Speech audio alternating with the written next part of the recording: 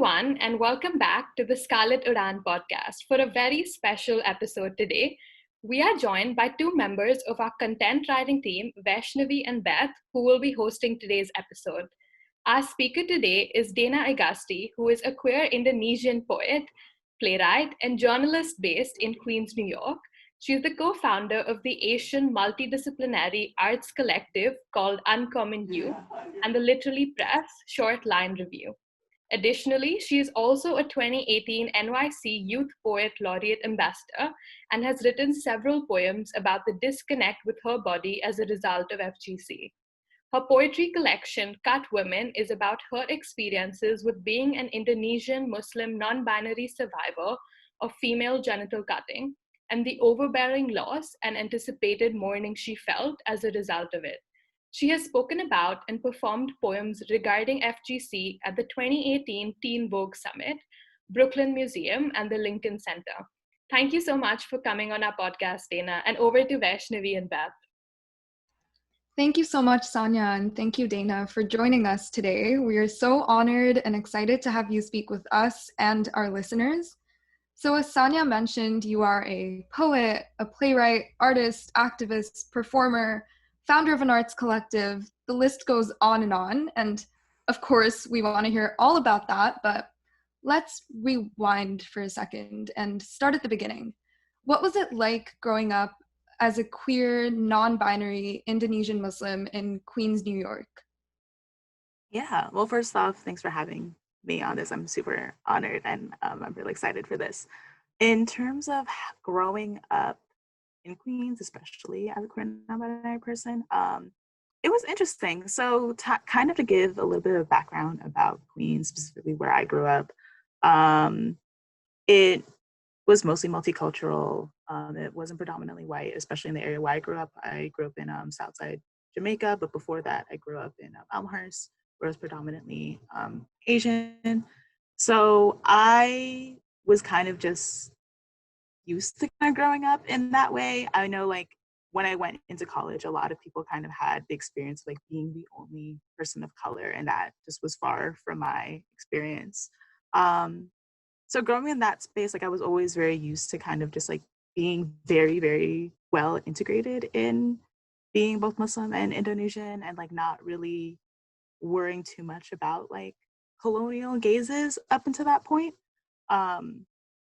But I think in terms of queerness and non-binariness, I really didn't go into it until like late high school, early college. And I think a lot of that had to do with the fact that like I grew up around the early 2000s, 2010. So it's shortly after 9/11. And the way media was presented, it was either like this weird gaze of white saviorism and like trying to like save the Muslim girl from an honor killing, or like something along those lines, or like it was a Muslim person who like had to be assimilated in a particular way.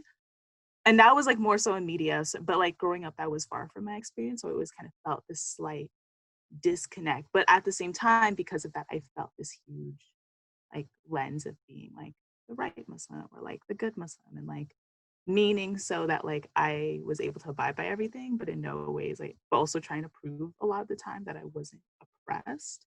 And I felt like in some ways, like the idea of moving into queerness in certain parts, like because like for us, it was like considered haram in my community, it was considered haram. Like I also felt like it, like not only on top of that and that pressure, but it also felt as though I was catering to like that Western gaze, and I was like catering to like what the media wanted of me. So it was a very like rough situation, not rough, but like I think in that situation, I felt like I had to suppress a lot of the time, and I had to suppress a lot of like identity in that way. So yeah, I kind of just like held that off later until like college, because then I started meeting other Muslims outside of my own personal community that like were able to fall through those intersections and kind of have these different intersectional identities as well, without like feeling as though they were catering to some other audience or some gaze, or they didn't feel like they were failing their community. So yeah. Thank you so much for sharing. And a lot of your work actually reflects those intersections of identity and your experience with female genital cutting. Would you be comfortable talking to us and to our listeners about that experience with FGC?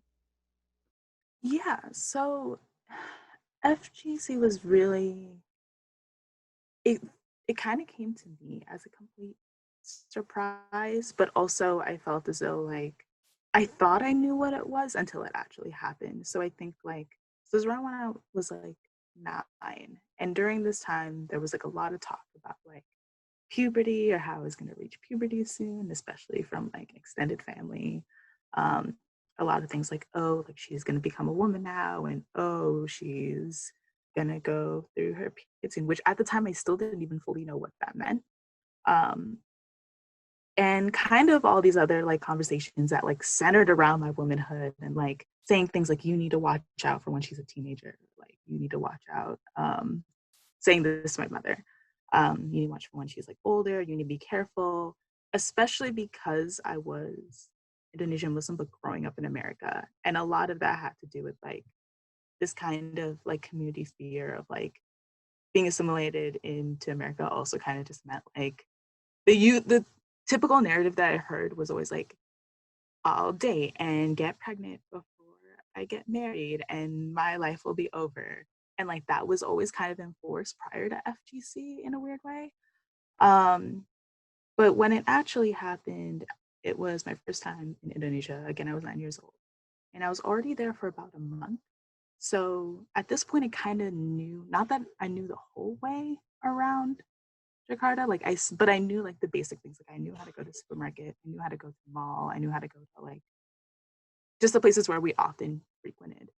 But then my aunt one day was like, "Oh, like we're gonna go to the supermarket," but she said it in a way that like was very firm and the tone was very off, and I didn't know how to describe it, but I knew there was something different about this trip, but I didn't know what. Um, and she was rushing me, which usually like she would give me the time to get ready or get dressed or like get changed, but this time she was like, "You don't need to dress anything, that just go, like get your shoes." Um, And I thought at the time, I thought, oh, like maybe we're preparing for some event or something like that. Like that's why we need to go now. So I got ready. I went into the taxi with her during this time. Like we usually just went to different places through taxi. And I saw that we went through a completely different direction than we would usually go. So you like, let's say like we would turn to the left. At this point, we turn to the right. And usually it was a 20-minute trip, but this time it was like over an hour. I remember falling asleep and like going to a completely different road. Um, and like even the texture of the road was completely different. Like it was like covered in like stones, but usually it was like kind of more of a smoother dirt road to go to the supermarket. And then we go to this like back alleyway, and I didn't really know where we were going. I thought, okay, maybe we're going to a different supermarket, but I still felt scared and I didn't know why. And then we went to this small like door entryway on the left side of that back alley, and like my aunt kind of just shoved me in. And then everything kind of just happened really quickly at that point. We go into this like small area, which kind of looked like a house, but it kind of didn't at the same time. There was a woman there and she had like a duster on, and she's just speaking really quickly to my aunt, but she just says something along the lines of she needs to go behind like the curtain. And I'm kind of shoved into this curtain, and like the room itself was it was like a kitchen, but also there was a metal table, like a metal surgical like table. And they like tell me to lay on it. And like at this point, I'm like really scared. And like all my aunt is just telling me is that like it's gonna be a small nick. It's gonna be like really quick. It's gonna be a small thing. It's not a big deal. Don't cry. But I was like crying and screaming, especially because like the woman like puts on a face mask and like does not have any gloves. She like pulls out this like little blade scalpel thing, like from like this bowl of like really muddy looking water. And then they open me, and then I think when it came to me in terms of FGC, there were two different pains. The first one was the first cut. And I think like a lot of like my aunts tried to say it's only a small nick, a small pain, but like it hurt really bad. But the second pain that like people don't talk about enough is like when they put the gauze in the like cut that like shouldn't be there, and it felt so unnatural. It like, yeah, it was like a cottony like feeling, but I knew it wasn't supposed to be there. It was just uncomfortable, and like I couldn't stop crying. Like there was a lot of bleeding, and yeah, I was like slightly carried to the taxi again, but like it was really hard for me to walk. And then like there was so much bleeding that I had to like lean to the edge of the taxi cab seat so that way like my blood wouldn't pool. And yeah, and then I was still like slightly carried over. I couldn't walk for a few days, but then they pulled, because they kept the gauze in there, but then when they pulled it out, like I didn't feel instantaneously better, but like the uncomfortability stopped. So they just said like, see, like you're fine. You're totally fine. See, like you're fine. It was no big deal. And that kind of happened throughout that whole process of like just constantly saying it's no big deal. It's no big deal. It's no big deal. But yeah, that's pretty much happened in terms of the actual experience. In terms of the aftermath of it, I think it was pretty much like completely hush. No one talked about it again. But the only time they talked about it was if like I did something that like was considered promiscuous or something that like a girl shouldn't be doing. And then there were just constant threats of like it growing back and having to do it again. And I think otherwise there was no other talk about it afterwards. Thank you so much for sharing that experience. I know it takes a lot of strength and resilience, and your words definitely reflect the fact that there's so much power in vulnerability. As you mentioned, communities that carry out FGC really normalize the practice. Like, as you said, people kept telling you it was no big deal. It was all hush hush. It's a very taboo subject to speak about within the community. And that's something we kind of interact with in our work as content writers, although it's more on the academic literature style. And lots of what's out there discusses the various causes and factors that sustain FGC, but a lot of it is portrayed in a rather distant manner. We're just interacting with facts and figures. So my next question for you is, what do you think are the main reasons that FGC continues to be practiced today?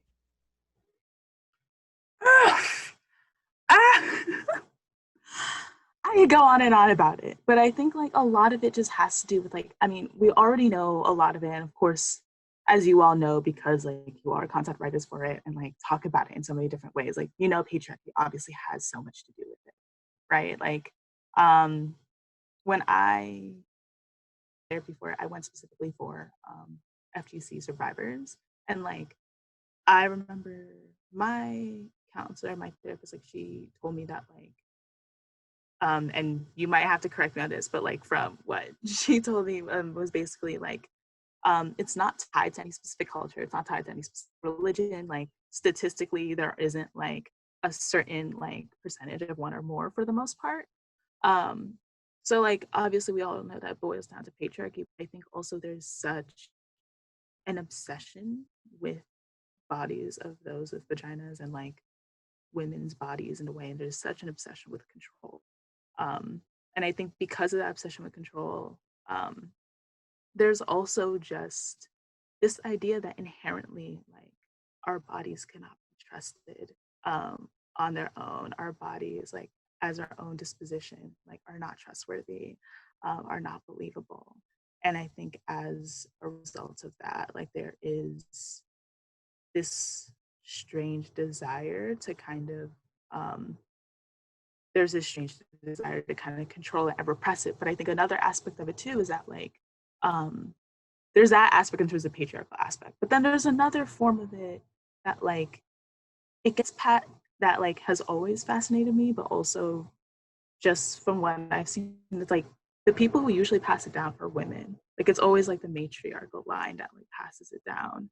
And I think and a lot of that has to do with the fact that like there's a false notion of protection that comes with FGC, and there's like this false idea that it will protect your body in some way. I know when I like grew up with like trying to have conversations about it or even figuring out what it was, I know like all of the conversation was like it'll prevent you from like your desires, it'll prevent you from being in these wrong things, it will stop you and make sure that like you don't get into any trouble. And I think like that, even though like we all know like that's far from the truth, I think like there is this weird there's this generational idea of wanting to protect yourself. And I think also paired with that is the fact that like at the end of the day, like women's bodies and like bodies that have vaginas time and time again are blamed for their own demise, and they're blamed for their own pain. And I think like there's a false like sense of not only security, but there's a false notion of like you can control like these bad things from not happening to you. If you are the one that is at blame, you can at least like try to do some type of preventative measure. And I think that's why it still happens today. And because like also at the end of the day too, like the blame never stops, and it hasn't stopped for years towards us. Like that's never stopped. And I think so long as that still happens, it's not surprising that FGC still occurs. Yeah, I 100% agree. That was very insightful. And you actually raised a really important point, and I'm paraphrasing you, but essentially that FGC gives into and further entrenches established gender norms and stereotypes and upholds this archaic need to control a woman or a person with a vagina's sexuality. So how do these gender dynamics play out and affect the LGBTQ plus community specifically, as opposed to those who are cisgender and heterosexual? So basically, I think with FGC survivors, obviously, like we already know that the whole like there is this false notion of like preventing, of like, oh, like FGC is going to prevent a woman from going into promiscuity and things along those lines. But I think the other aspect of FGC that like, or the trauma of FGC isn't only the fact that like your sexuality feels restrained in a cis heteronormative sense, but also like you were tied to cis womanhood forever in a particular way. When I went through it, I think like I talked a little bit before earlier about how like the idea that growing back and like it being cut again, like was not only in terms of like if I did some like of doing things of like what a girl shouldn't do. It wasn't only just tied to like having boyfriends, being interested in guys, or like showing any display of sexual desire, but it also like was in relation to with like me veering off from anything that wasn't related to like femininity. Like if I dressed slightly tomboyish, if like there was some suspicion that I was interested in girls, like that threat was still there as well, you know? So I think like there isn't a lot of conversation too in terms of like how for like anyone within the LGBTQ community, like you were kind of tied to like cis straight like womanhood in that particular way. And also because the framework of like sexuality is only limited to just like attraction towards men, like anything outside of that is automatically considered wrong, and anything outside of that is considered promiscuous too. Like I think there's also like like patriarchal obsession with like queerness in a way that like it's constantly fetishized, and so as a result of that, like that's also like considered like too sexy or too wrong as well. So yeah, I think like it's a lot like that's also how it affects queer folks and like LGBTQ folks in like that aspect. I think also too what like makes it tricky is that even within the healing process of it too, it's still sometimes tied, or oftentimes it's like still tied to that, in the sense of like, for instance, a lot of the statistics that we know of FGC, like it kind of only talks about women and girls, but like there's not a lot of conversation about like non-binary and like trans men fall into those statistics. Um, and like even in the healing process, or even when there are resources, it's kind of catered towards women and girls. So it's like this awkward place of like, where do I fall? Am I supposed to be in these spaces? Should I even be in these spaces? Like I need the healing too, but I don't really know like where I fall into it as well. So yeah, I think in the duration and the aftermath of FGC, oftentimes the LGBTQ plus community like has to deal with another extra layer that comes with it, and another trauma that like isn't addressed as much. So you kind of mentioned this inherent and inevitable association of FGC with womanhood within the upholding of traditional gender norms and stereotypes.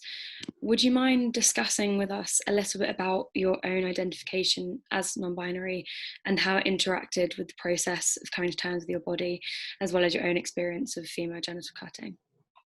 Yeah. So for me, in terms of just to be a little bit more clear, or kind of like putting it more outright of sexuality and gender identity, I am queer, but also non-binary, which also means just gender non-conforming. In my own personal experience, it's kind of tricky because I think, there's several layers that kind of come with it. I think the first thing in terms of like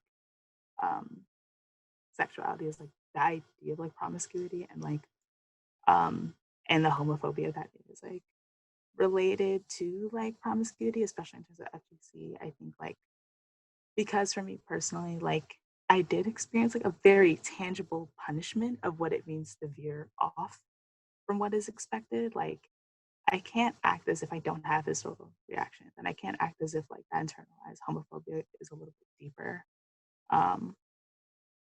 So I think like a lot of the times too, in terms of like navigating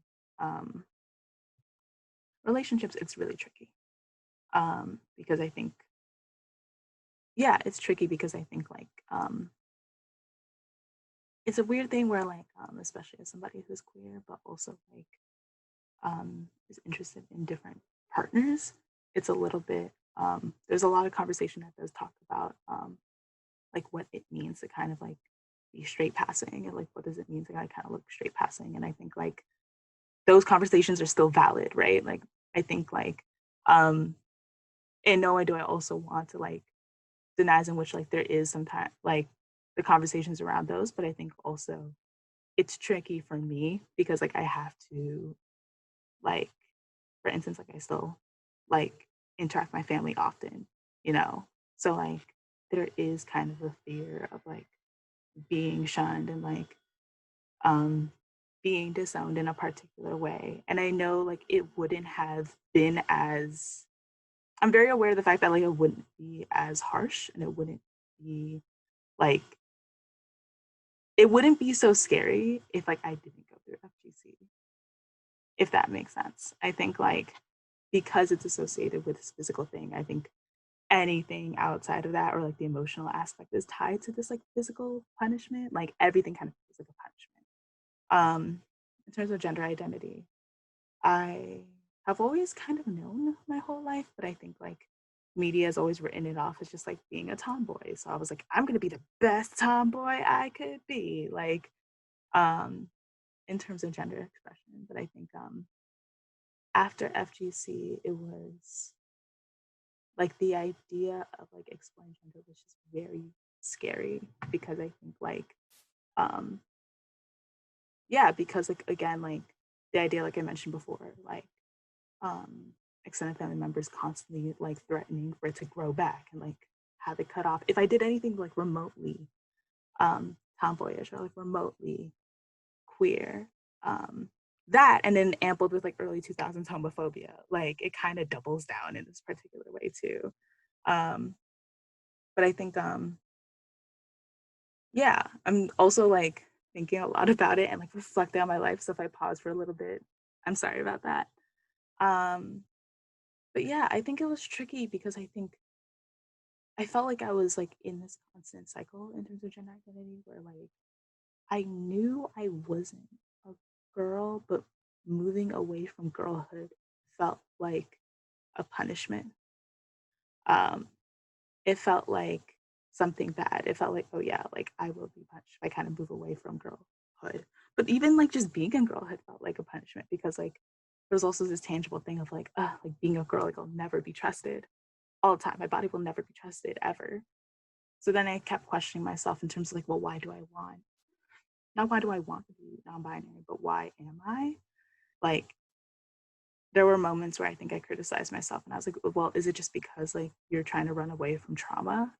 And I've gotten that question too, where like people have asked like, oh, are you only non-binary because you're running away from your FGC trauma? And it's like, no, like it's just always been that way. But I think it's tricky because I've had this experience too. Like again, like I said, like I'm always tied to girlhood in a particular way. I'm always hesitant to kind of move away from it because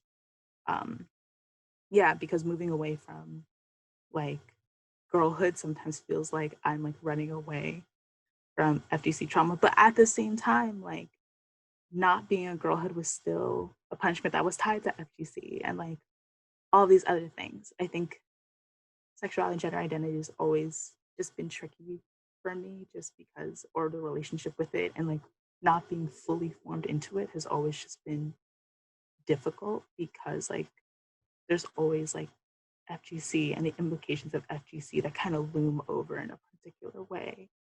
And that's something I'm still navigating and it's something that I'm still trying to figure out, you know. I think I'm getting there, but who knows, right? But yeah. Thank you so much for sharing that all with us. It's so interesting the gender implications of going through this experience. We've got a few questions about your artivism or your activism in art. So your work is incredibly moving and powerful and talks about your experiences in a truly visceral way. How did you originally get into writing and activism? Yeah, I got into it. So I didn't really get into writing until sometime in college and like right before my freshman year. Basically the quick story is that like my college made me do like an overnight orientation thing and like they kind of made us dorm with random strangers and like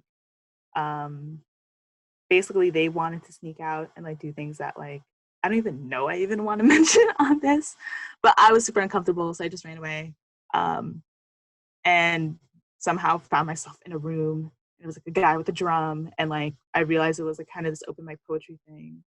But then he looked at me and was like, "If you want to stay here, like you have to like write something. You have to write and follow the prompt, and you actually have to write and like read some stuff." I was like, "Fine, as long as I'm not there, I'll just stay here." And the prompt was like, I think it was something along the lines of like, "Oh, write something about red." And I wrote like some lame, like unrequited love poem. And then the host forced me to read it out loud, and people surprisingly thought it was cool. Looking back, it was a terrible poem. But yeah, they liked it. So then I was invited to be at the college open mic. It was called Verbal Mayhem. And at first, I kind of only went for like 30 minutes, and then it was an hour, and then I would stay all the way until midnight every Wednesday night.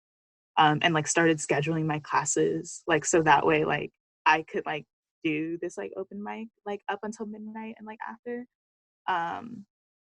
and then I kind of just saw like people weren't just like writing these little breakup poems and unrequited love poems. I saw like poems about people writing about their identity and like talking about their like own experiences. So I was like, well, I want to do that too. So I kind of tried and like experimented with that, and then I kind of got dragged into a lot of my writing careers, like being dragged into like representing my school at like the College Union Poetry Slam International, and then doing first place on one of the bouts, and then like meeting other poets and be like, hey, you should consider publishing. So then I slowly got into publishing and kind of like trying to like do all my cover letters and like send 30 poems and get like 40 rejections every day until like something hit. And then soon after, I think like at the same time, I kind of like was like in a particular school where it was predominantly white and like very different from like my experiences growing up in Queens.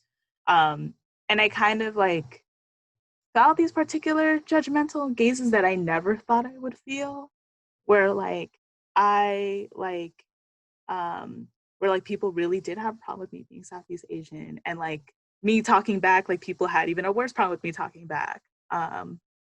So I think those kind of grew together, and also institutionally, that college had a very particular political like leaning, where they said, oh, like we are like impartial and like we are unbiased, but like they would invite white supremacists over to speak, like actual white supremacists recruiting like for the Proud Boys and recruiting for like the American Vanguard, who were like white nationalist groups. So I also like got into protesting because of that, and like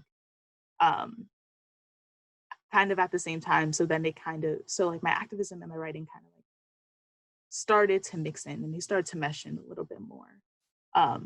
At this point, I also kind of wrote poems like calling out those things and calling out like those aspects. And also at the same time too, like I was in a school where like a lot of the students were not from New York City. I went to school in Jersey.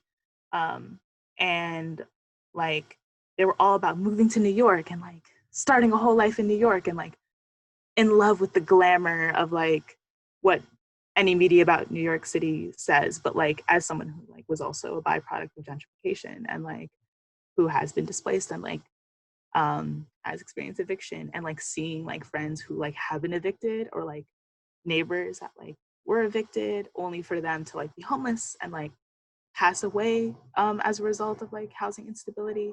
Like I always had a visceral reaction. I was always uncomfortable with that. So I kind of started writing more about that. And then I think writing started to become this locus point of like, if I wanted to write about something, that also meant that I wanted to learn and research and study more of that thing, and get more into it outside of my writing. So if it was like, oh, I want to write about gentrification, like, yeah, I want to understand more about housing disparity. If I want to write about my own identities, like, I didn't want to just be like a hyphenated poet that was like, I'm not enough for America. Like, I wasn't interested in that either. I wanted to actually write about what it meant to be Indonesian and what it actually meant to be Muslim. I wasn't surrounded by like not being enough of a Western empire.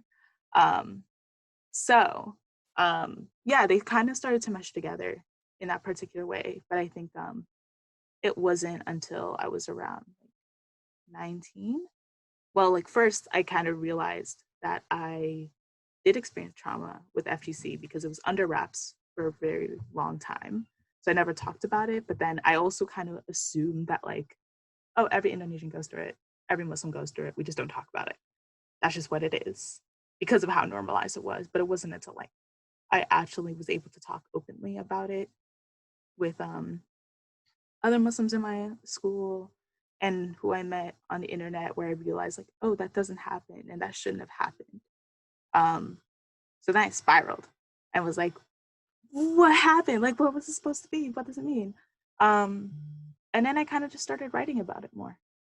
And yeah, as a result of that, I think like kind of similar with the other aspects of like my activist work and also my writing, like that, both of those things kind of grew and they kind of meshed together. And yeah, I think that's pretty much what happened in terms of it. And I think I'm still navigating it too.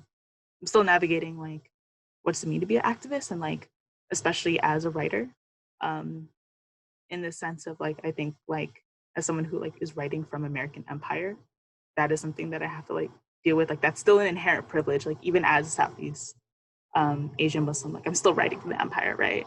I'm still writing it in an American lens. So what does it mean to also kind of be an activist and still trying to dismantle like these different systems of oppression as well? And if I can even call myself an activist sometimes too, because still writing in this particular way. But that's me soapboxing. But yeah. And you're also, you're one of the co-founders of Uncommon You, which is a New York-based multidisciplinary arts community that features work produced by and for people of colour who are underrepresented in mainstream arts because of the structural and systemic barriers. Can you tell us a little more about the organisation and its undertakings and how you got involved in that all? Yeah, so Uncommon You, thank you for that amazing summary. But yeah, basically we are a group of 3. We are a collective from like different aspects of Asian diaspora, so Southeast, South, and East Asian.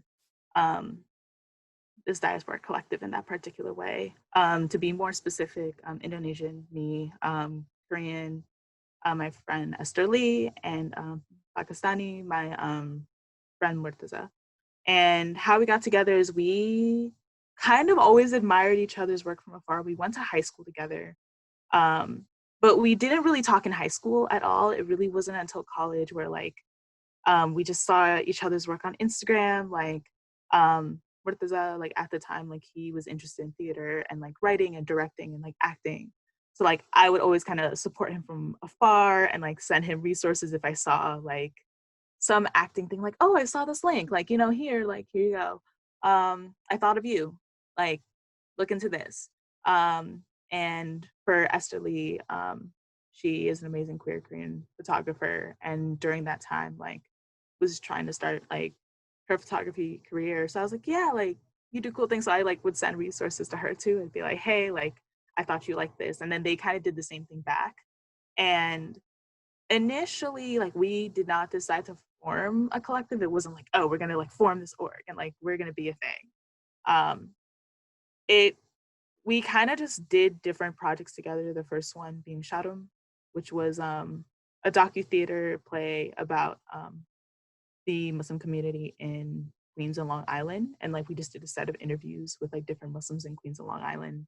And like how they navigate shame and how they navigate dual identity, and like turned that into a play, and like did a residency at Players Theater, and then started doing different like photo series work with like Esther, specifically about like also FGC, but also kind of just different projects in terms of like her own work. And then like because we kind of kept working as a trio often in some way or another, we kind of were like, you know, like we should just decide to make a collective. Well, first, Esther and I were like, we're gonna make a like queer party collective where we host like parties and like connect with different artists.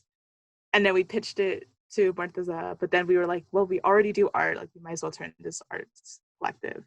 So yeah, that's how Uncommon You like kind of became a thing. In terms of like what we are about, like a lot of what we do is kind of we either create our own projects or we get pitched different projects and we kind of draw into our own networks and try to draw in and prioritize emerging artists, specifically emerging artists that were born and or raised in New York City. And the main reason why we do that is because like while like New York City is seen as this like great artistic media hub, oftentimes they don't prioritize New York City natives. They don't prioritize actual communities that have been born and raised in these areas, and they'll create institutions where they like will gentrify these places and will like make a lot of people lose housing, but then at the same time, like they'll only prioritize people that are from out of state. And we were very tired of that disparity. So like a lot of the work that we do and a lot of like the projects that we create in terms of like art creation and making, and like we're still in the process of figuring out what we're trying to do next come 2021 because of everything that's happened. We try to focus mainly on emerging artists that have been born and or raised in New York City. And I'm also trying to allocate funding only from our communities as well. And a lot of our work focuses on diaspora, but also interrogations of like mainstream diasporic work too. I think you heard me a little bit before, like talking about hyphenated, like the hyphen poet, but like kind of interrogating things in terms of like, we're very aware of the fact that like, yes, there's a disconnect between like our own personal cultures, but also growing up in America. But at the same time, like, we're also very aware of the fact that like there is actual tangible history that like is behind that. It's not just simply like I am a not enough of two words or caught between two worlds. It's like, well, like I am the byproduct of living in like a country that has like colonized or has contributed to like the colonization of my people. So what does that mean, right? So like that's kind of more the work that we try to focus on and like still do. Thank you. And so let's talk about your new book. You recently released your new poetry anthology entitled Cut Women, which is deeply raw and personal work. What sort of process and experiences informed your writing? Yeah, so I wrote this book for about, I think, 2 years, or more like the poems kind of accumulated for up to like 2 to 3 years. And basically a lot of that had to, and I kind of alluded to it before, but I think like a lot of, I kind of experienced like all these different things at once that had to do with loss, that had to do with mourning, that had to do with grief. Specifically like in my late teens, early 20s, where one, like I like kind of had to process and like realize like I went through FGC and like that shouldn't have happened and that should have never happened. And like, what does it mean to like experience something that like was never actually helpful to me whatsoever? Also at the same time went to a new school, and I kind of alluded to it before, but like went to a school particularly where like a lot of like the student body was adamant about like going to New York City and like kind while also like kind of dealing with the after effects of like gentrification, like and also at the same time too, like so to give a little bit more of a context, my dad owned a bakery in like Lower East Side Manhattan, and then because of the rise of gentrification, we ended up getting evicted from it. So like every time I came back to that neighborhood, there was always some report of someone dying or like some report of someone like disappearing. Like for instance, I found out like my first like boyfriend died, and like I would have known that if like I still stayed there, but like I had no clue for so many years because like I left like a long time ago. There were like a lot of people too where it's like, oh, like yeah, like this person, yeah, they got kicked out, I don't know where they are now, or like yeah, this person, like, you know, like they kind of kicked them out like while like his mom had health issues, so his mom died. So all these kind of different things of like different like grief and like I felt like every time I went back to New York City, like I felt like I was always like mourning in a particular way, or like I felt like I was always like met with like some loss. So I was frustrated with it. I was like in a lot of pain because of it. Oh, and then also the other aspect too was that like during this time, like there were a lot of natural disasters that were happening in Indonesia, but like there, like every like news media outlet only prioritize like tourists, and like little to no affirmation of like how the people were actually affected and how many actually died. Like it'd be like rising total number of like 8,000, but where are the tourists gonna go? Where are they gonna vacation if like Bali like washes away? And I'm like, this is the focus. Like, so I was just frustrated with it.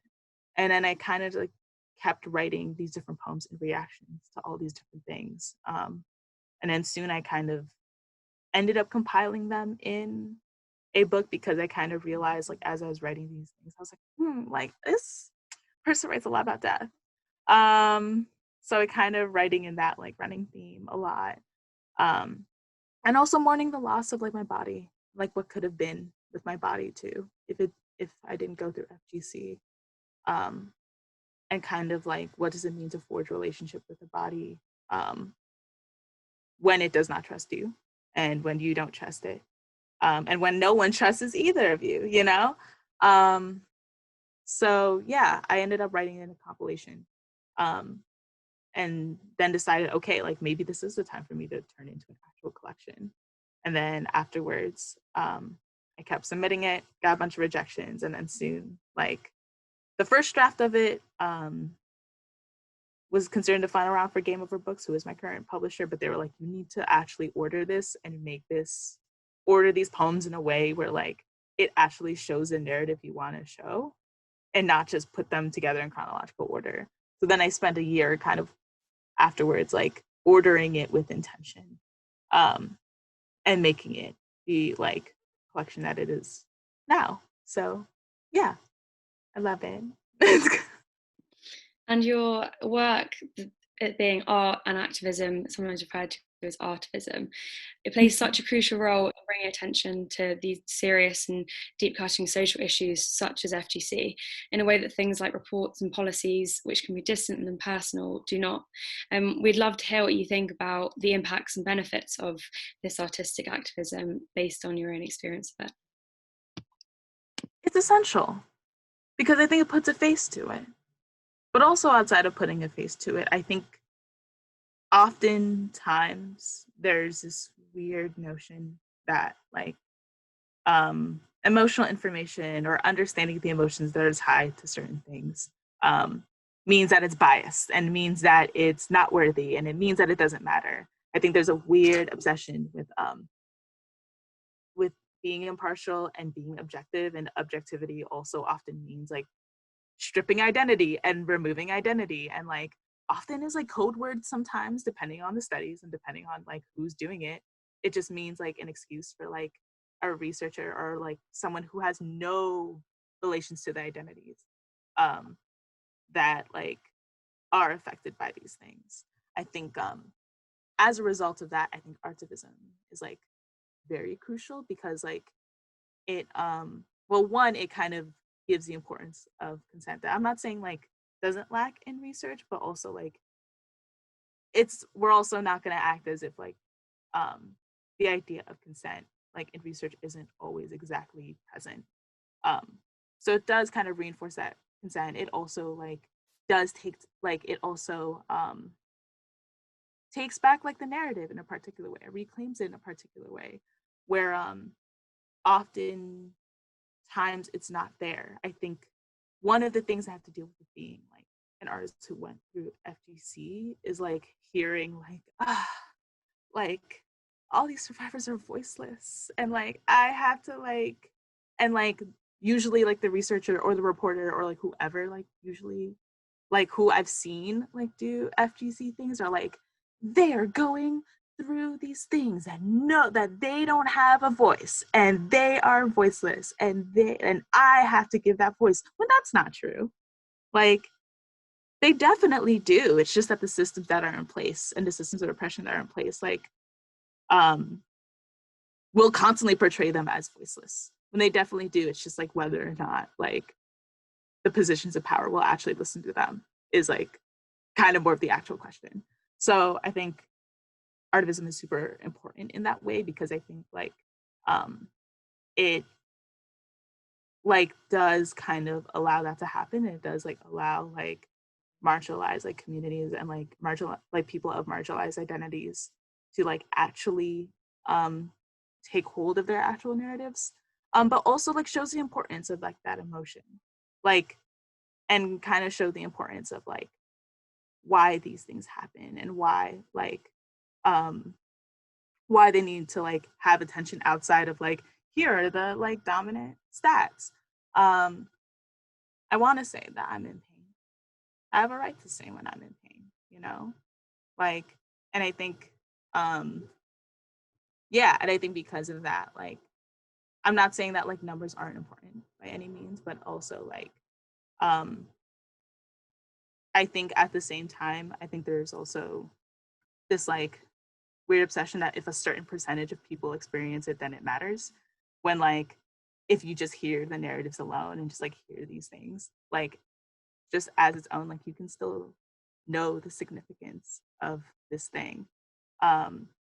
Especially in terms of FGC, I think like for a lot of people who I've talked to about it, like I think like it kind of blew a lot of assumptions about FGC out of the water in a particular way where they're like, I thought this was like only happens in like distant lands and like in like archaic and barbaric like places and like in these things, and like I didn't think that I would know someone who experienced it, and I didn't, and that was something that I heard a lot. And I think like you can say the number 200 million. Sorry, let me backtrack. Basically, what I'm gonna say is that like I think artivism is also important because it actually gives information to stats too. It gives like an actual narrative to it. Where like, yes, you can say 200 million women and girls have and will experience FGC as of 2020. You can say that number as much as you can. But at the end of the day, especially because of colonial bias, they're gonna think those 200 million women are like from distant lands, whatever distant land means. And like are like people and bodies that like don't that they quote unquote wouldn't care about, or like they just think it's like separate from them. But I think with artivism and like kind of integrating art or any form of like narrative storytelling, it puts tangible faces and it puts like tangible emotions with that number. It's like, no, it's not like from these whatever lands that for whatever reason you don't care about. It's like it also comes from folks who are like, you know, closely. It's also from like folks that like are in the US, are in the UK, like are of Western countries as well. So yeah, that's why it's important. Thank you so much for that. So interesting. Yeah, thank you so much for those insights. And I think your work definitely reflects all the words you just said. So you've been speaking to us quite a bit about identity and intersectionality and positionality, self-reflexivity, really understanding your place within the dominant frameworks that prevail over your life, and how your work kind of operates outside of the context of colonial frameworks, but never free from them because they are so predominant. But how has the Indonesian Muslim community, specifically the diaspora, reacted to your work? Have they been receptive of it? What has their response been like?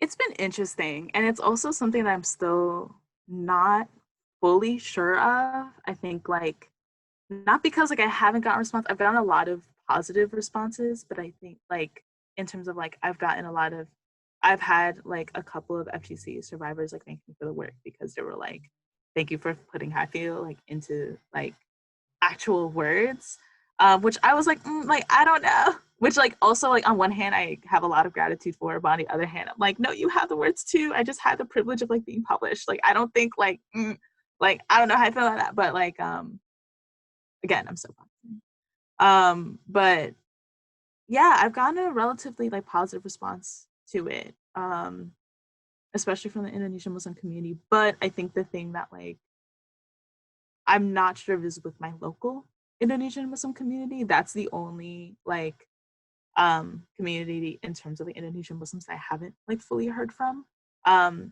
Which is also interesting because like a lot of the folks like have bought the book. So I'm like always in like slight fear. I'm like, all right, like what are they gonna say? Are they gonna tell my mom? Like all these like things where like I feel like if I think about like my local Indonesian Muslim community, I like feel like I'm reverting back to like being a teenager, trying to make sure that like I'm not watched by some auntie or uncle. Like it feels like that in that particular way. But yeah, overall I've gotten like a really positive response to it. I think like it also has opened up conversations amongst like Indonesian non-Muslims and even Muslims who are non-Indonesian, because I think like partially because like I don't know the full statistics of it, but like I know like the most Indonesians I knew that like they never went through with it. They never underwent FGC. So like they like have understood like and didn't even know that that was also like a part of like our cultural makeup. I know a lot of Muslims who like also were not aware as to like how many like Muslims like and how many Muslims they know like actually have undergone FGC. So that's also been an interesting conversation that I've seen as well with the book. But yeah, it's been cool. It's been pretty cool. I think like I'm still worried about my community because I'm still like always like susceptible to community surveillance. And I'm like, oh, this book is gonna like just opens up more doors for people to watch me. So yeah, I've just been navigating that. Yeah. So what would you say has been the most rewarding aspect of your artistic work so far? I think just when folks are happy with the work, or when they like feel good about the work. I am a person that doesn't really care about numbers in a particular way, where like I don't really care too much. Like I want more people to read the book, yes, you know what I mean, like in a lot of particular ways of like, yeah, I want it to reach more people, but like I'm also not a person where like I'm going to like fight my way into like particular like bestseller lists. Like if that doesn't happen, it's okay. If it doesn't happen, if it happens, I would be so happy. But I think all I care about is just like the personal, the what things that like make me feel good and tie me back to why I've been doing this is just when folks reach out to me and they just either thank me for the work, not in an ego stroke way, but in a way where they're like, hey, I just bought it, or just saying, oh, they got it. I think like just having my work in a tangible and physical space, and it's in someone's hands outside of my own, and it becomes someone else's work that isn't mine. I think that's the most rewarding thing. Like I've gotten messages where like one friend of mine who's always liked my poems, and like who I didn't know her mom liked my poems too. Like they read the table of contents together, and read the poems together, which like felt really good. I've I met like my favorite poet, Kaveh Akbar, and he like found out that I was published, and he like just ordered it, and I like felt like I left a concert after that. But yeah, I think the most rewarding thing is just like when I was able to release the work and no longer own it and no longer hold it within myself and just let it kind of exist outside of me. Yeah, definitely. I think the importance of getting those conversations started is unparalleled for sure, as you mentioned. So within those conversations, how do we kind of change the rhetoric surrounding FGC and the LGBTQ plus community? Or rather, how do we bring more light to these intersections that are sometimes overlooked? Yeah, this is something that I'm still figuring out in a lot of different ways. It's tricky, right? Because I think the naming of things is crucial. The naming of things can erase people, but at the same time, the naming of things also hones in on the violence of what happens. I think one of the things I think like, and I've mentioned it before, I think for FGC, I think we have to start looking at statistics or start like researching it outside of just women and girls, because trans men and non-binary people exist. And again, like we all know the 200 billion women girls statistic as of 2020, which is great, but I don't know where I am in that. I don't know if that means like I'm not a part of that statistic, or if that means like I am, but I'm just seen as a woman and a girl, and I like don't know like what that means for me. I think like that's one of the more crucial things. I think in terms of healing and resources, I think like while like it is really great that like they're there and they're present and the counseling services are present, I think also being clear as to whether or not like it is actually for women and girls, or like we're just assuming that every FGC survivor is a woman and a girl and will forever be a woman and a girl. I think like even for me personally, when I went to the counseling service specifically for FGC survivors, I like I avoided any mention of gender identity just so it would be easier for me to take counseling. And like every time my counselor would call me a girl, I'm like, yeah, that's what I am, sure. So in order just to get counseling, you know, and to like get like some type of like naming of what has happened in me. So I think, yeah, we have to talk. We have to like include those more. We have to like stop assuming and stop like tying people to cis womanhood, like even within the healing process of FGC. I know people have asked me about how I feel about the words female genital cutting and the presence of female, but like it's tricky for me. I don't know how I feel about it, because like I do understand in terms of like, yes, like I do understand where people are coming from, where like, oh, like female implies womanhood, but also at the same time, like with FGC, like the violence of it is that like you're tied to cis womanhood, you know? And like, it's also tricky because I think like vaginal cutting is always going to be different from like circumcision of the penis. Obviously, like there's different nuances within it, like where intersex folks come in, like that's also a different conversation too. But like with FGC, like we all know like a lot of that has to do with less about health and like health implications and more of like controlling of the body. So yeah, I don't know where I stand in terms of the naming of female, because again, it's like on one hand, yes, like a lot of folks can see female as like not inclusive, but also like FGC has a particular violence in that like you kind of have to add the female aspect of it, because like, or being tied to femaleness, because a lot of where like that cutting comes from that assumption of female body. And again, like there are a lot of folks who disagree with me and could challenge me on that, and like they have every right to do so too. But yeah, I think all in all, I think like providing resources and statistics and counseling like outside of cis women is like super crucial. In terms of naming, I'm still not sure. Yeah, definitely. I mean, the part about counseling is something I hadn't even considered very much before. So thank you for opening that aspect up. So you've spoken quite a bit, and you mentioned this earlier about community surveillance and manifestations of shame, most notably, as you mentioned, the docutheater piece that you worked on, which is with regards to that. What do you think can be done to end those cycles of shame and open up conversations about sexuality, gender, and FGC within communities that practice it? Yeah. Whew. Uh, the thing, I think like we all like, I'm trying to figure out how to like begin the conversation. Rather, we have to start being critical of the ways in which like communities survey people, especially like young people, especially not even just young people, but like of all ages, but like specifically like um women and non-binary folks. Yeah, we have to like really criticize it. I think oftentimes, especially in terms of like diasporic communities, especially, I think like too often like we minimize the impacts of these things and we just tie it up to like, this is just how the community is. Like, for instance, like, of course, like we can always joke and like we can always laugh about like the auntie and uncle who sees you at the mall holding hands with like a guy, right?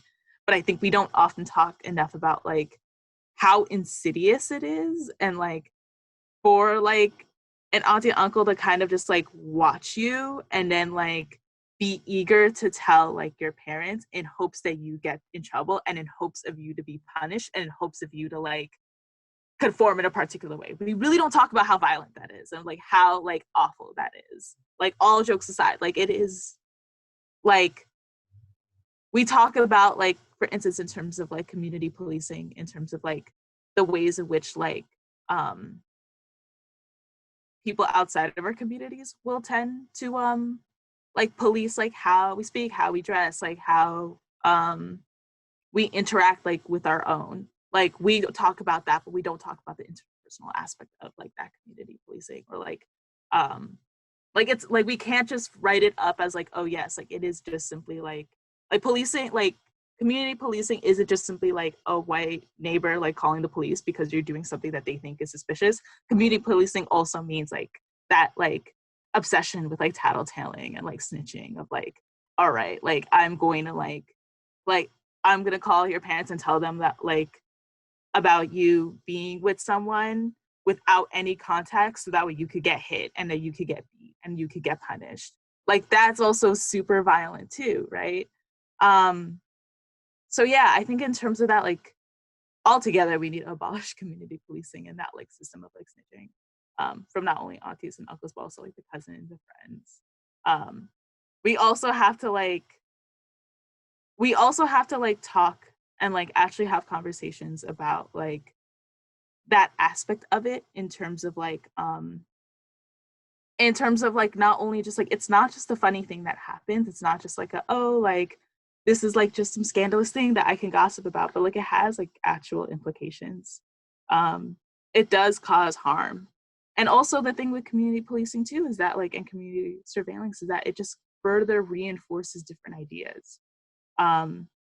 In both ways, right? In the way of like, for the person who is like doing that and like who is kind of being that like haram police, or like that like community police who's like trying to like dictate like what you're doing is good or not. Like it gives us, feeding into it gives this assumption that they have every right to talk about like the bodies of women and non-binary folks in different ways, and like they have a say in that and what they say is valid.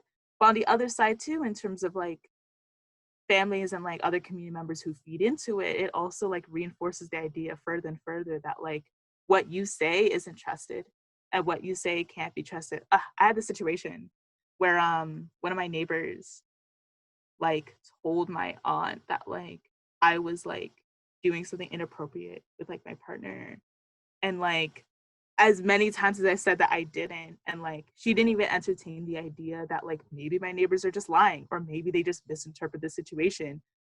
She just didn't believe me. She just thought I was lying, you know, and that was it. And I think like, yeah, I think like too often there's like this binary thing of like, a binary of like whether or not this person's lying or whether or not the person is not lying, and not even the nuance of like, maybe the person shouldn't have said anything, or maybe they were wrong, or maybe they're lying. Like, was that ever entertained too? So I think we have to have conversations about how like the implications of community policing just leads to like different lacks of distrust, and also it prevents people from like actually integrating and like actually associating community members. If I'm constantly paranoid that like if I say the wrong thing and then someone's going to tell someone, I'm not going to hang out with like my own community, you know? I'm not going to engage with it. Every time I engage with like my community, whether that's my religion or like my culture, it's just associated with shame. Like, what kind of upbringing is that? So yeah, I think in terms of like how to address outside conversations, like we have to just remove that system of community policing altogether.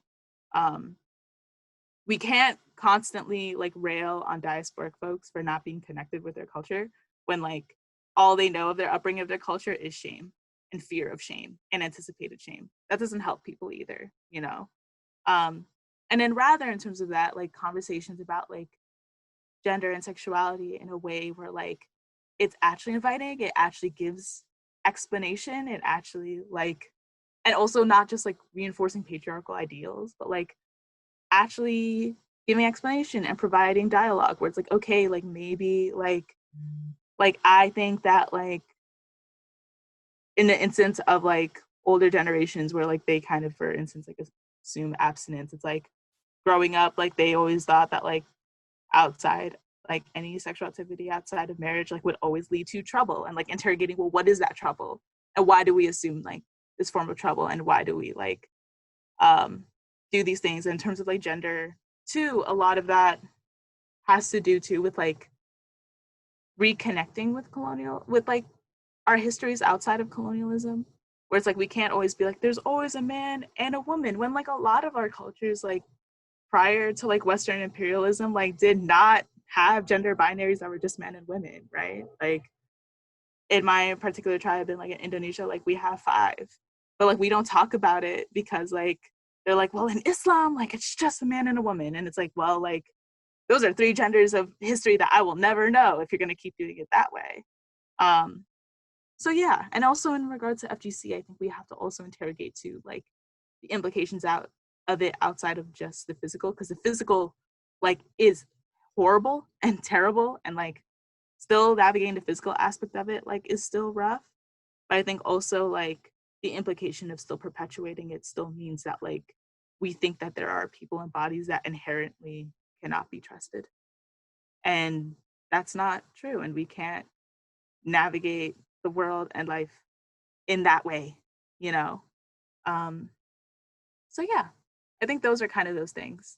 I think we also have to just in general, just reimagine like what it looks like when like we have communities that like aren't so honed in on punishing women and non-binary folks. Yeah, thank you so much for that informative conversation. It was so insightful to hear from you about your own experiences, and thank you so much for sharing your story with us and our listeners. Dena will now read a poem titled Altar from her poetry collection, Cut Women. Yes, and thank you for having me. And this is the book. I know it might be on YouTube, so I'm going to put in the cover. It's cute. Okay. So, where is it? There you go. Altar. Content warning. There are very graphic mentions of FGC in this, so just be a little bit wary. At 9 years old, in a dusty kitchen, I'm sprawled out on a metal altar. Woman in a house dress, face mask, no gloves, dips a scalpel in a bowl of muddy water. I asked my tanto why we don't get a party for my circumcision, like my brother did. She says we don't get the party. The celebration is our bodies. Once circumcised, we remove what stops us from pure. Once we cut out what may let an intruder in before marriage. The woman opens legs, pushes vaginal lips, carves and cuts away by clitoris. Auntie says it feels better now. A sharp pain stabs me between my legs. The doctor pushes brown medicated gauze inside me. Don't you feel pure? I use the last of my upper body strength to move to the edge of the seat so my blood doesn't pool in the dark of the taxi cab on the ride home. Don't you feel free? I cry. I'm unable to walk days because I lost all the feeling in my legs. I don't know when blood stops and the ointment starts. I don't know when the pain pauses and healing begins, especially when they seep into one another, especially as they look like each other. Last year, CNN calls Auntie celebration female genital mutilation. The gauze between my legs becomes a banner for each pity party in my body. A country I was never supposed to step foot in gives me words for what was never supposed to happen to me. So I feel obligation, invite America in. White reporters and saviors pour in by the dozens, break everything in sight. I ask, why have you ruined everything? They say America. I ask, who are all of you? They say America. They take photos and write think pieces on dysfunction. Say the music is too exotic. Say it reeks of blood. Say who needs to be removed from her own search party because every girl at these events shows up dead. I'm confused. I'm still alive. I've just been pushed to the dark corner and no one else sees me, so they call me Ghost. I ask why, they say America. I cut the lights, stand on the coffee table, and shout, you thought finishing one of my sentences gave you the right to crowd the dance floor and block the entrance? Tearing this down will not keep me alive. I know this is far from a happy occasion. It was a surprise I never wanted. But the women before me brought me here, not because they died for me, but because they lived with me on after this. So I will still dance here. I will still raise a glass to myself. I will stay even after the music stops. I can easily uninvite my guests the way you easily call my people terrorists, a threat to your white purity that you had to cut out, or victim, woman, depending on whether or not you pry our legs open, so see your way out. And if I do ever let you in, do not write me off as obituary. No one died. I'm still here, celebrating.